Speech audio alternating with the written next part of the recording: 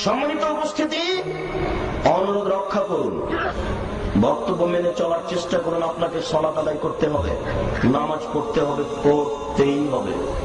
অজু করে নামাজ পড়তে হয়, পানি নেই, তায়াম্মুম করে নামাজ পড়তে হবে।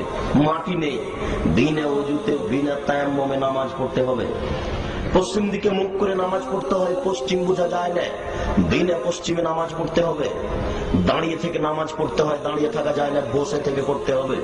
বসে থাকা যায় না, শুয়ে থেকে নামাজ পড়তে হবে। পরিষ্কার কাপড় পরে নামাজ পড়তে হয়, পরিষ্কার কাপড় নেই। যেই প্যান্টে যেই লুঙ্গিতে পেশাব লেগে আছে, পায়খানা লেগে আছে, এই কাপড় পরেই নামাজ পড়তে হবে। কারণবশত কোনো কাপড়ই নেই, উলঙ্গ অবস্থাতেই তাকে নামাজ পড়তে হবে, পড়তেই হবে। নামাজই একটা ইবাদত যার মাপ নেই, যার বিকল্প কোনো পথঘাট নেই। হজের বদল চলে, নামাজের বদল চলে না। হজের কিভাবে বদল চলে? আমি অসুস্থ, আপনাকে টাকা দিলাম, আপনি হজ করলেন, হজ আমার হয়ে গেল। হজের বদল চলে, নামাজের বদল চলে না।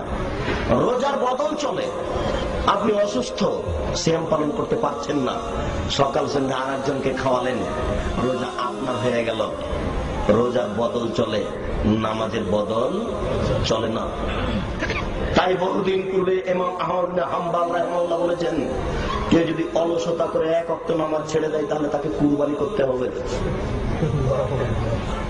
বহুদিন পূর্বে ইমাম আবু হানিফা রাহিমাহুল্লাহ বলেছেন, অলসতা করে কেউ যদি এক ওয়াক্ত নামাজ ছেড়ে দেয় তাহলে তাকে জেলখানায় বন্দী করতে হবে, বাইরে থাকার সে সুযোগ রাখে না।